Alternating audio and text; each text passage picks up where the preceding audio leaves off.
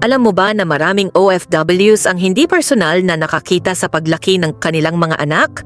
Dahil sa distansya at trabaho sa abroad, umaasa sila sa video calls para makita ang mga milestones, unang hakbang, unang salita, school events.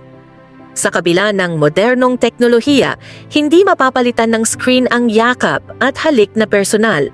Para sa maraming OFW, ang bawat video call ay puno ng emosyon, kilig, lungkot, saya at minsan ay pananabik.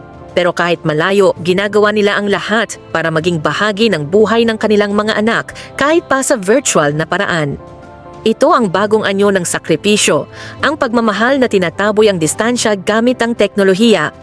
Kung OFW ka o may mahal sa buhay na OFW, gamitin ang bawat video call para ipadama ang pagmamahal mo ng buong puso.